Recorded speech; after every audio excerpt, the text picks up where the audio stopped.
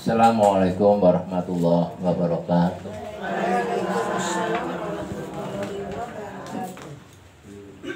Alhamdulillah rabbil alamin. Ana bi nikmatil iman wal islam. Syahadu la ilaha illallah wa anna muhammadar rasulullah. La nabiyya ba'da. Allahumma shalli wa sallim wa barik ala Muhammad wa ba'du. Qalu subhanaka la ma'lana ila ma'lam tanah innaka antal alim hakim. Al-ayat syatawal-alim.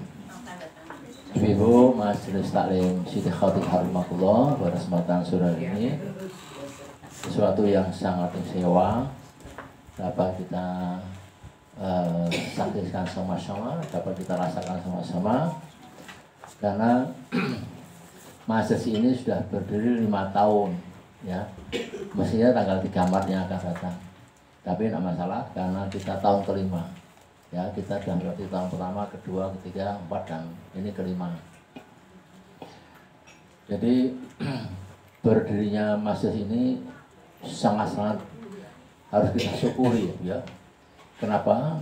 Karena ini bukan wadah untuk mempertebal iman dan takwa kita, untuk meraih ilmu yang bermanfaat tidak hanya di dunia, tapi juga ilmu untuk meraih kebahagiaan, perdamaian, kesejahteraan di akhirat kelak. Karena Nabi bersabda yang artinya tidak ada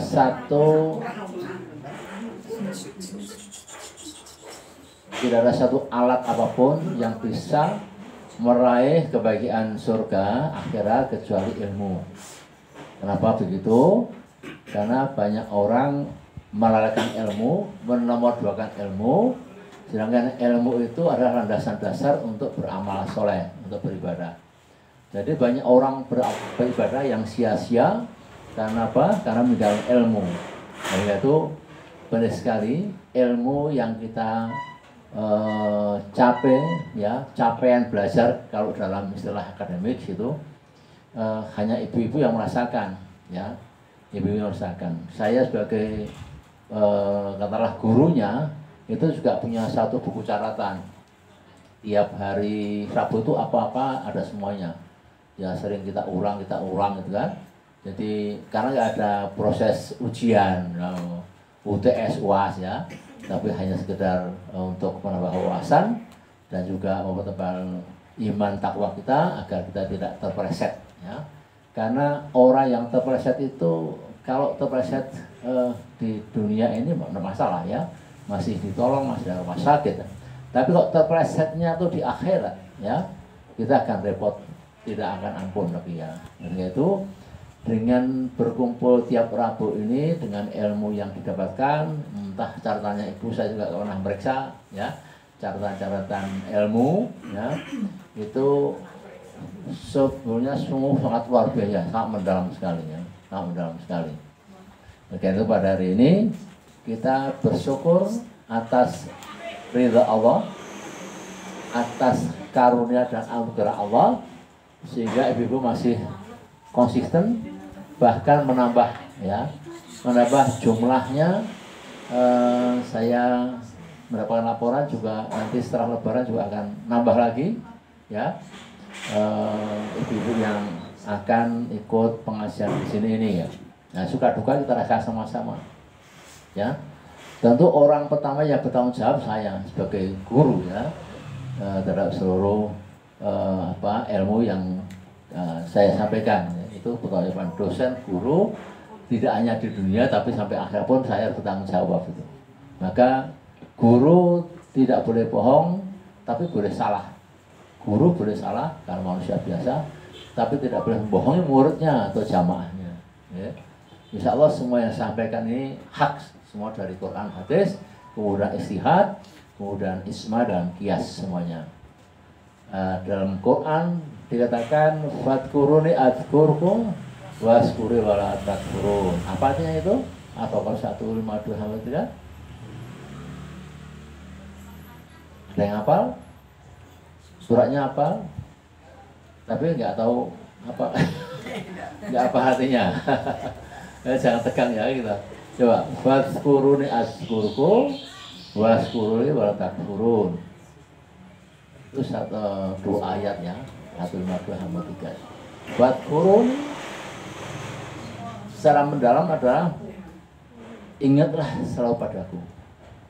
Buat kurun adkurkum, selalu ingat padaku. Ini kalau kita dalami satu kata ayat ini mendalam sekali. Artinya begini tafsirnya. Jika engkau ingat padaku, kata Allah ya, maka aku pun akan ingat padamu. Maknanya seperti itu. Tapi kalau kita dalami maknanya bukan itu tafsirnya. Jika engkau dekat denganku satu hasta, maka aku kata Allah akan 2-3 hasta kepadamu. Ini apa? Dikandung maksud apa ini? Kita baru mendekat, Allah sudah mendekat 2-3 kali lebih dekat pada kita. Ya. Nah, kita itu masuk orang yang dekat semuanya, dekat pada ilmu Allah, pada Quran dan hadis macam-macam. Ya. Jadi kalau kira-kira ibu punya putra 4 atau 5, ada yang sangat dekat pada ibu, ada yang agak jauh, batinnya terasa nggak ibu nih? Terasa ya? Yang satu rajin membantu bundanya, ya, selalu sayang, selalu bicara yang sopan halus. Tapi yang lain bicaranya yang kadang-kadang bentak-bentak, dikongkon angel. Ada nggak gitu anak zaman sekarang? Ada gitu kan? Ada banyak gitu. Kira-kira ibu sayang mana nih? Sayang semua. Manusia, bukan Allah ya. Allah enggak. Allah sayang pada yang dekat. Tadi filosofinya gitu. Buat kuruni azkurku waskuri walataku. Jika engkau dekat padaku, maka aku pun akan dekat padamu. Ingat ketika kasus tenggelamnya kapal Nuh, ya. Siapa anak yang bandel? Ingat? Ibu-ibu coba dengarkan ya, ini ilmu ya.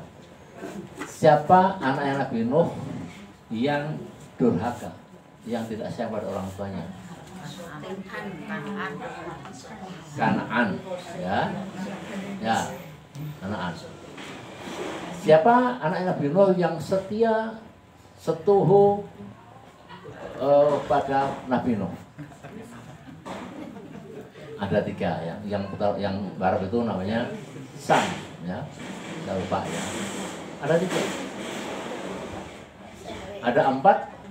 Yang satu Nabi Nuh ketika di atas kapal, Kanaan kesini, engkau anakku, ya kering, dan engkau istriku kesini, ikut aku, engkau biar gak tenggelam. Apa kata Allah? Itu anakmu tapi bukan ahlimu. Jadi kalau ibu merasa sayang semuanya, berarti kurang bisa mengaplikasikan Quran. Pasti ibu ada rasa sayang pada yang paling setia, pada paling loyal, kurang sayang pada yang bandel, yang tidak nurut, pasti ada perasaan tidak suka, itu ada.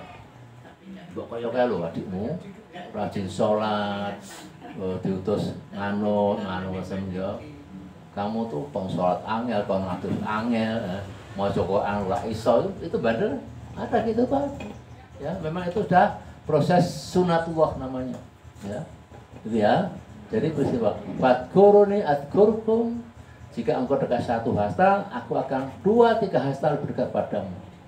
Maka Allah pun akan memberikan apa yang engkau minta, pasti aku berikan. Ya. Wa idza saqa ibati anni fa inni qarib. Ya. Itu dalam Al-Qur'an 1:8. Ya. Kata Muhammad, aku sangat dekat. Dan aku kabulkan semua perintahmu asal engkau beriman. Nah, jadi kalau orang yang dekat pada Allah itu orang yang pasti bertakwa, beriman. Apapun Allah berikan. Ya. Kita tasyakuran hari ini, kita bersyukur, ya Allah semoga semua jamaah ini awet, banyak usia, sehat walafiat, 5 tahun yang akan datang. Amin. Amin. Insya Allah kita bukan, ya, karena kita sayang, kita dekat pada Allah. Syukur pada Allah. Yang kedua, waskuri wala takfurun. Apa itu artinya? Waskuri wala takfurun, ayat kedua. Waskuri, syukurlah padaku dan jangan engkau kufur. Ya. Malah 5 tahun biasa Allah ngono. Aku nu PKK kae lho. Apa maca yo dasar yo 9 tahun, puluhan tahun aku ora tau macam-macam. Ini lesannya enggak bersyukur. Ya. Lesan enggak bersyukur. Dan kalau enggak bersyukur apa? Lasadid. Apa lasadid itu? La yasakatum la izdatakum wa in kafartum inna adzabi lasadid. Apa lasadid? Sangat pedih siksanya Allah. Engkau coba enggak bersyukur. Coba enggak bersyukur. Kau berani enggak bersyukur atas nikmat Allah. Ya toh? Pasti akan kena siksa, azab. Ya. Hanya kapan azab itu Allahu ambisawab. Ya. Nah, itu saya ngajar kepada ibu semuanya di 5 tahun Majelis Taklim Siti Khadijah ini kita pertama bersyukur. Bersyukur tidak hanya karena ada semacam satapan yang begitu banyaknya ya, pasti lezatnya bukan main. Itu kan bagian dari unsur-unsur bersyukur ya. Tapi yang paling penting adalah bagaimana kita bersyukur. Semua ini terjadi karena Allah. Innama amruhu idza basa'ah kun fayakun. Bu Reni dan semuanya yang bisa dalam sini karena sehat ini kan bisa jalan sini ya. Istri saya juga sakit, bersyukur kamu. Karena dia sebenarnya dulu guru agama, istri saya itu guru agama. Karena dia SGA, setelah guru agama ya. Kemudian S1-nya manajemen, S2-nya juga manajemen sehingga nggak meneruskan. Tapi dia guru agama aslinya itu. Jadi paham syariah, paham gitu. Ya. Maka ketika saya katakan setiap orang sakit itu bukan ngeluh, nek ngeluh itu orang kufur. Ketika ada sakit maka bersyukurlah. Nah, kenapa harus bersyukur? Ibu. Kenapa orang sakit harus bersyukur? Dosanya berkurang. Apalagi? Dekat dengan Allah. Dan siksanya di akhirat nanti akan dihilangkan kalau kita sakit. Maka orang yang mau meninggal kok sakitnya lama sekali, itu kalau dosanya banyak. Dikumbah di dunia, istrinya dengan sayang, putranya dengan sayang, ngopeni ibunya yang sakit ini. Ya. Ketika dia meninggal, maka di akhirat dia bersyukur. Ya Allah, bersyukur. Engkau tunjukkan padaku hari ini karena engkau sakit ketika aku di dunia, maka sekarang aku tidak lagi kena siksa di akhirat. Itu ada hadisnya itu ya. Tapi kalau nggak sembuh, nggak meninggal, sembuh, maka ada 3 perkara. Ingat apa 3 perkara orang sakit itu? Ada 3 perkara orang sakit. Dan semua pasti ngalami yang sakit. Ya. Kurang keras. Hilang kenikmatan. Hilang kenikmatan. Lagi yang kedua. Hilang kesempatan. Hilang kenikmatan, makanya gak enak ya. Gak enak. Kemarin tuh yang satu sakit tuh ya, apa saja gak enak. Gak enak. Tapi sekarang tuh aku minta sate ayam, aku minta capcay, aku minta steak gitu. Berarti udah gejala sehat. Kenikmatannya dikembalikan. Ya. Yang kedua, wajahnya yang sayu pucat itu akan dikembalikan. Ada satu yang ketiga yang dikembalikan. Apa yang dikembalikan? Dosa-dosanya. Dosanya hilang. Maka orang sakit itu harus bersyukur. Ya, kita syukur. Bukan berarti kita, ya Allah aku sakitan aku mau bersyukur. Jangan begitu. Jangan begitu ya. Jadi kita menikmati itu ya. Jadi buat kurunan syukur, buat syukur wala takfurun ya. Jadi jangan kufur. Atas semua nikmat itu jangan kufur. Gitu semua ya. Nah, itu gimana? Tuh? Kalau sakitnya itu diberi obat kurang rasa sakit minum. Obat, dokter ngasih obat. Terus? Penghilang sakit. Terus gimana? Ya kita berarti berucap alhamdulillah ya Allah terima kasih obatnya ini bisa mengurangi rasa sakit saya. Masih mengurangi mengurangi juga atau tidak kalau rasa sakitnya itu diobatinya hilang.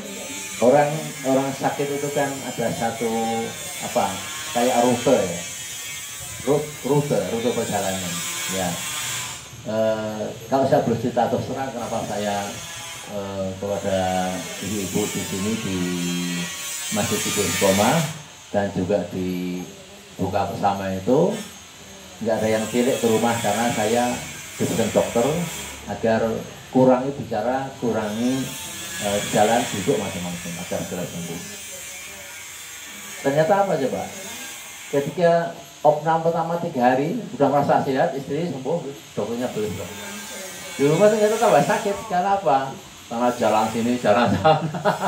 Nah, ibu itu 3 hari 3 malam itu dia opnam, ya. Itu pulang dokter minta pulang. Tapi di rumah ternyata nyonyanya itu jalan sana jalan sini, apa masih mudah-mudah dapur macam-macam, masih ada ingin lagi. Akhirnya apa? Melemah karena nggak mau persana dokter untuk istirahat total. Melemah, terus saya ke bel direkturnya saya panggil, warga Pak Dokter Dodi, Pak malam ini juga ibu masuk lagi, masih yang kedua tapi bukan yang tahu. Ya tahu masih di rumah. Yang kedua ini 6 hari, yang pertama 3 hari, yang kedua 6 hari. Ternyata observasi dokternya kurang lengkap. Setelah diobservasi lengkap, ternyata dia kena flu batuk ketularan saya, batuk sehingga ada radang paru-paru. Radang paru-paru ini menyebabkan sulit untuk bisa nikmat makan macam. Jadi akhirnya setelah radang paru-paru sembuh total dan nggak flu dan batuk, 3 hari kemudian pulang. Sampai sekarang ini sudah alhamdulillah sudah jalan sendiri, kamar mandi sendiri, makan sendiri, ya, makan sendiri. Tapi kita nggak tega, kita tuntun dulu ya. Seperti tadi itu enggak ya. Jadi bersyukurlah katanya mata Allah gitu ya. Itulah. Jadi orang sakit itu bisa menimpa siapa saja. Ketika dia menimpa orang beriman, lain dengan orang yang tidak beriman. Apa yang tahu? Kalian tahu? Bedanya apa? Orang yang sakit orang beriman, orang yang nggak ada beriman, bedanya apa di mana? Yang tahu? Yang nggak beriman itu nggak suruh aja. Ya itu bisa, tapi ini lebih mendalam lagi, tidak hanya berusul. Tapi mendekatkan diri kepada Allah. Yang beriman itu sebagai cobaan. Kalau yang nggak beriman itu bisa bilang azab. Nah, iya betul ini. Ya, 100 nilainya ya. Ya, jadi orang yang beriman sakit itu adalah ujian, ya. Nah, ujian, diuji dia dengan sakitnya diuji. Kalau dia lulus berarti dia naik derajat, gitu. Tapi orang yang tidak beriman sakit itu bagian dari azab Allah. Azab di dunia ini bagian dari azab nanti di yaumul kubur dan kemudian di padang mahsyar dan di neraka. Maka kita lagi persepsi orang beriman bertakwa, sekali lagi apapun yang terima kita syukuri, ya. Begitu sakit nggak karuan kita syukuri, ya. Itu ya yang perlu saya sampaikan pada kesempatan pengantar tasyakuran hari ini. Sebelum kita doa, ada pertanyaan-pertanyaan lebih jelas? Iya Bu. Ada yang sakit seorang ibu dan 3 bulan koma. Sekarang ini masih koma di rumah sakit, angkat tangan lalu dibawa ke rumah kayak rumah sakit. Pertanyaan saya itu apa karena azab ya? Karena suaminya kan Nasrani, dianya Islam, apa itu atau memang takdir Allah atau dua? Iya. Sudah jelas filosofinya itu orang yang sakit itu adalah, kalau dia orang beriman itu adalah cobaan. Mau koma 3 bulan, mau koma setahun, 5 tahun adalah satu cobaan. Ada lagi yang bertahun-tahun, puluhan tahun nggak suman-suman sampai sekarang ini. Tapi saya nggak etis nyebutkan namanya, ya. bekas orang penting di Jawa Tengah. Itu kalau saya hitung mungkin sudah ada lebih 10 tahun. Ya. Koma. Jadi hidup enggak mati enggak ya? Iya. Pangeran Arab itu juga. Tapi masih berlaku. Oh, kalau saya bukan namanya kenal semua orang, tapi nggak perlu karena tuh kita ambil ilmu ya. Kita nggak hibah tapi kita ngambil. Iya, jantungnya berdetak. Iya, ya. Jadi kita karena saya paham orang itu kayak apa, saya ambil begini. Hati-hati hidup di dunia ini, ya. Nabi bersabda, "Adunya majuratul akhirat." Dunia ini tempat berladang, bercocok tanam. Nanti di akhirat dia akan memperdayakan. Dan panennya itu mulai sakatul maut. Orang koma itu bisa jadi sakatul maut. Ya. Nah, sholatnya kurang. Yang saya kenal itu sholatnya kurang. Hobi utama nyanyi, di mana-mana nyanyi, apa semua nyanyian. Tapi sholatnya sangat kurang, bahkan meninggalkan sholat. Baca Quran nggak bisa. Ya.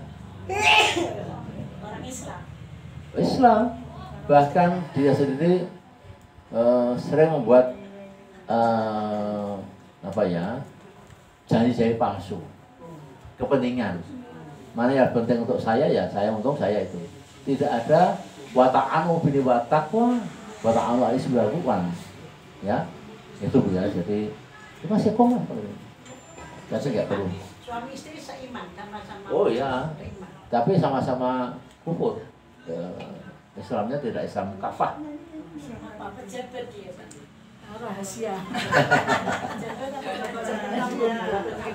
Rahasia udah mencari. Ya.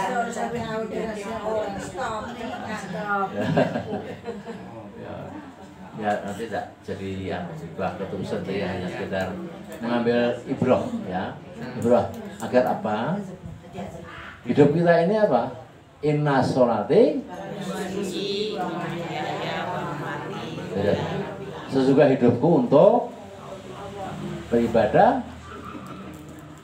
ya, pada Allah. Kemudian untuk hidup matiku semua itu Allah semua. Maka kalau kita hidup nggak beribadah, ya, bahwa khalaqtul jinna wal insan illa ya'budu. Jin dan manusia diciptakan untuk beribadah. Jin juga beribadah, ya. Tapi kalau nggak beribadah, maka Allah nggak butuh kita yang butuh Allah, kan? Kamu merasakan siksa di kubur ya silahkan, nggak usah sholat, nggak usah baca Quran, nggak usah bermajelis, nggak usah bersilaturahmi, ya. Gitu. Ya, tapi karena kita ingin selamat dunia akhiratnya, maka rajin bermajelis, ilmu seperti ini kita rajin, ya, dengan senang hati dan dengan ikhlas. Ya. Coba kalau 5 tahun apa? Sebentar, 5 tahun apa loh? Enggak, 5 tahun lama loh. Ibu bertahan 5 tahun, ya. Saya guru tunggalnya juga bertahan. Kalau masih dibutuhkan, itu evaluasi. Gurunya kurang menarik, ganti cewek, gitu. Boleh, tidak apa-apa. Boleh. Silahkan cari saya untuk ganti saya, ya. Oke, boleh Bu Ketua. Ya. Ibu Ketua bilang tidak ada lagi. Eh? Saja. Nggak ada kata Ibu Ketua, nggak ada. Bapak aja. Kan kagak dewek Pak, semua perempuan. Kalau pakai ustaznya tidak seru. Ya, alhamdulillah. Ya, tapi kita manusia biasa saling koreksi ya. Iya. Sendiri. Saya dengan rela dan senang hati ya untuk untuk mengajar di mana-mana. Nggak butuh saya uang transport, nggak butuh uang macam-macam, enggak. Justru saya ingin sedekah ilmu dan sedekah yang lain. Ada lagi yang pertanyaan? Silakan sebelum doa.